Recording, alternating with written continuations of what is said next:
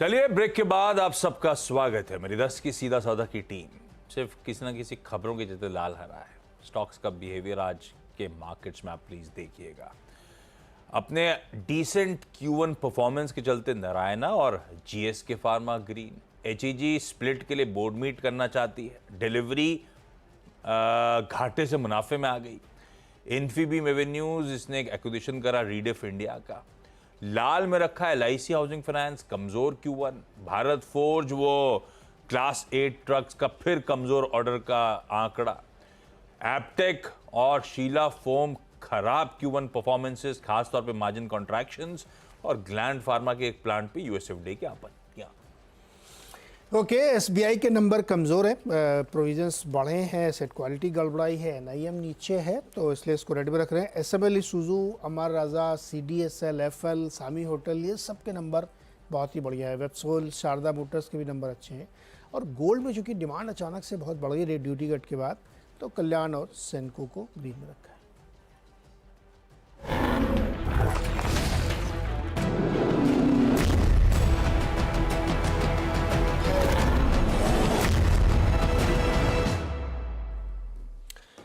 चलिए भाई, मुनाफे की तैयारी की ओर बढ़ते हैं। और आज मुनाफा कमाना बहुत चुनौतीपूर्ण होगा। हालांकि सेल साइड में मुनाफा बन सकता है, लेकिन कैसे बनेगा इस सब पर डिटेल में बात होगी। और दुनिया भर के बाजारों में इस वक्त काफ़ी तेज़ गिरावट के संकेत हैं।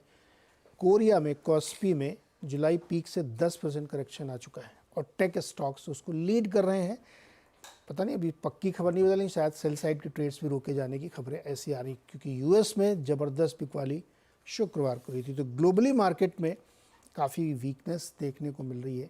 तो आप कैसे इस वक्त ट्रेड करें, इंडियन मार्केट कैसे बिहेव करेगा, शुक्रवार से आगे कहानी आज कैसे बढ़ेगी, सबको डिटेल में समझते हैं। और इस बीच एक सिल्वर लाइनिंग है, कच्चा तेल भी $77 के नीचे आ गया, ब्रेंट।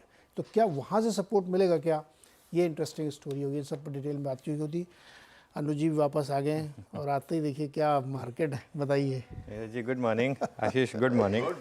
देखिए, मैं एक आज शायरी के साथ शुरुआत करूँगा। अरे वाह। कहते हैं कि आने के साथ ही कहाँ फंस गया ये दिल बेचारा, अटका हुआ मैं जहाँ पर अब भी वो है मसई मारा, जहाँ छोड़कर गया था वहीं आ गया निफ्टी दोबारा। और इसका क्रेडिट मैं नहीं लूँगा, क्योंकि इतनी अच्छी लाइन है सिर्फ वीरू लिख सकता है। ये वीरू ने लिखा है मेरे लिए, तो वीरू को एडवांस में शुक्रिया।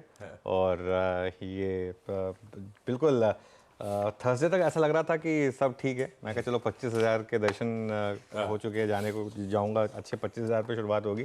फिर थर्सडे और फ्राइडे को जो मार्केट ने गोता खाया और आज जिस तरीके से दिख रहा है, काफ़ी इंटरेस्टिंग है। तो बेसिकली हुआ क्या, ये बेसिकली ग्लोबल चक्रव्यूह। आज हम थोड़ा ग्लोबल मार्केट पे ज़्यादा बात करेंगे, हेडलाइन से पहले भी, हेडलाइन के बाद भी। ग्लोबल चक्रव्यूह में हमारा बाजार फंसा है और 3 मेन कारण है। देखिए, ग्लोबल मार्केट के गिरने के 3 मेन कारण है। नंबर 1 रीज़न है वो जो जापान में हुआ है, जो जापान में कैरी ट्रेड का रिवर्सल हुआ है।